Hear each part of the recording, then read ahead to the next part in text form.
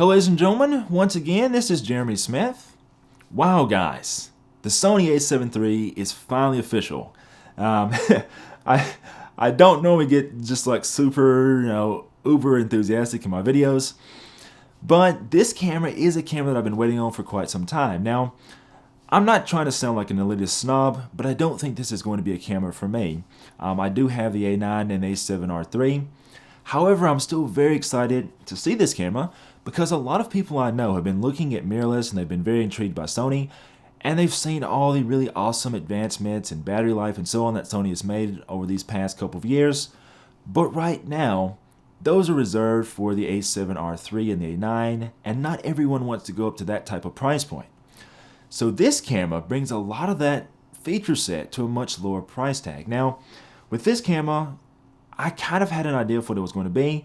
I knew that Sony would include the Z-type battery. Battery life has been one of the biggest complaints on these mirrorless bodies, so no surprise that they'd want to change that. I also was not surprised that they went ahead and gave us the focus joystick toggle, because once again, lots of users, especially Nikon users it seems, were very disenchanted with Sony's sort of focus point changing system. So no surprise that we saw that focus joystick. I was a little surprised though to see dual card slots, because in this day and age the camera companies have kind of started to get stingy with dual card slots, and they've reserved those for only the highest models. But I was pleasantly surprised that Sony included the same configuration of slots that we see on the A7R III and the A9, so you get one UHS 2 slot and one standard UHS 1 slot. Then we got to the big shock though for me. Lots of review sites and rumor sites were kind of saying, well, I think that they're going to really cut down the speed of the A7 III, and I don't think it's going to have quite the same autofocus. Well, guess what? Surprise! We were all had by Sony. They actually gave us the exact same 693 focus point system from the A9. It has the same 93% coverage. And this camera actually manages to best the A9 in terms of mechanical shutter performance. This camera can do up to 10 frames a second in mechanical shutter mode, just like the R3, and it does 10 frames a second in the electronic mode. So obviously it's still not going to be the uber fast 20 frame a second electronic mode like the A9, but 10 and 10 is very impressive, no doubt. Now, some folks asked me if I felt sort of like ripped off by Sony because they've put so many of the A9 features in this camera, and the short answer is no, I don't. The one area where I think that the A9 will still outperform this camera, even though they both have the same amount of focus points, and they seem to use the same image sensor, but there's one change in the sensor, and that's the difference of having the stacked sensor in the A9.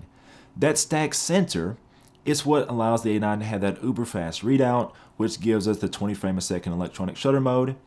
As a portrait photographer, I don't really care about that too much.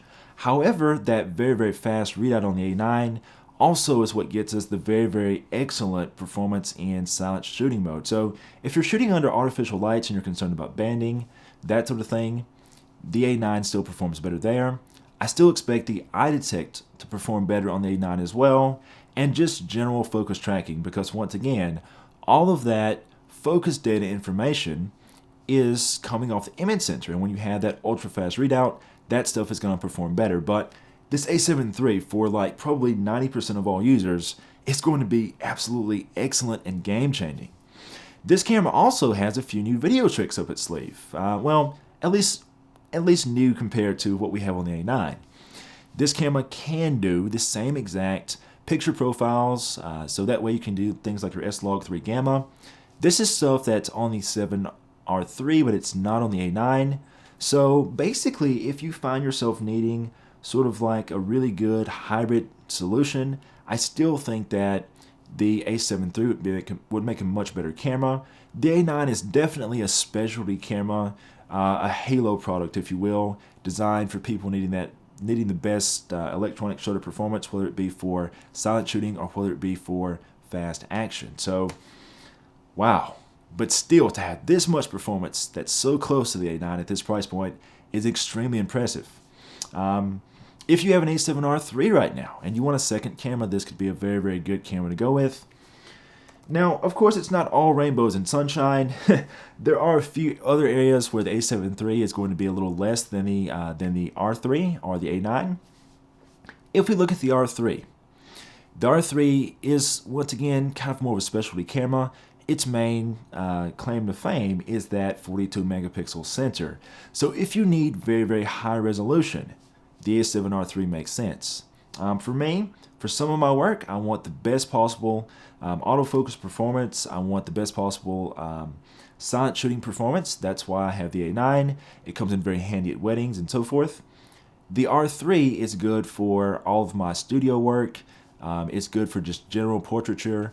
It's very, very good also for video. I'm filming the video that you guys are watching now with the camera because it has the picture profiles and everything. So I feel like I have a very, very good comprehensive setup with both cameras.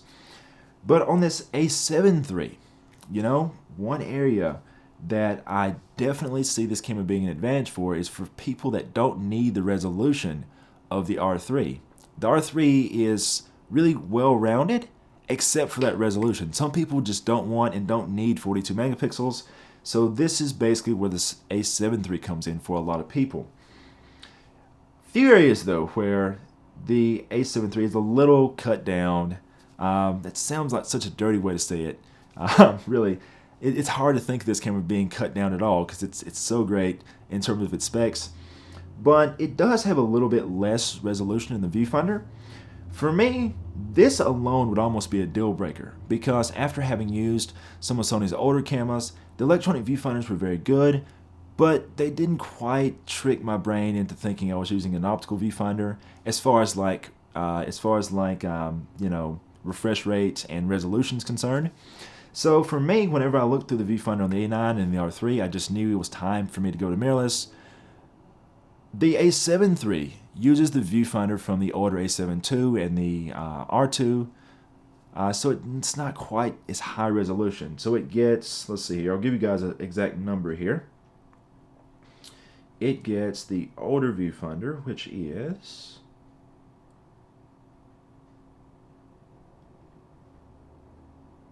2.3 million dots. And the newer viewfinder is about 1 million dots more. Let's see here. It's like 3.6 million in the A9 and the R3. So there's a difference there. There's also a little bit of a difference in terms of LCD screen resolution. You're looking at about 900,000 pixels or 900,000 dots on the screen of the R3 and the A9 versus 900 and some odd thousand on the A7 III. So there's another little difference. People are going to laugh at me, but I'm going to have to say it. Sony also took away the locking mode dial on the 7 III. I know most of you don't care, but this is a pet peeve of mine. I'm not sure why the camera companies are so chintzy with the freaking locking dial. Since when? I mean, what type of step-up thing is that? I don't know. But anyways, it doesn't have that. And I do believe that the 7 III has, yes, it does have one less user customizable bank as well. You have 3 banks on the R3 and 3 banks on the A9, but only 2 on this camera. So that's another little difference. So yeah, let's see here. To recap, we have a few less user banks. We have a lower resolution screen. We have a lower resolution viewfinder. 4K video wise, excellent performance on this camera too. Up to 30 frames a second in 4K. For all of those of you that are waiting for 4K 60, obviously Sony is saving this for the A7S III. So, you know, I wouldn't expect to see better video performance in a 7 III than we see in the R3 and the 9. That just doesn't make sense. So same setup there. You also get the ability to do 120 frames a second in 1080, so it looks very solid. Let me know, guys, what you think. I mean, I think this is a solid camera for a lot of users, and I'm very excited to see it. My Sony rep will no doubt be by in person sometime soon. I'll be able to kind of get my hands on the camera and let you guys know what I think about that. Write me in the comments below. Let me know what type of testing you'd like to see done. And heck, let me know if you have any other questions or feedback to provide. Helpful feedback to provide. Be sure to follow me on social media. Be sure to subscribe to this channel. And until next time, guys, this is Jeremy Smith, signing off.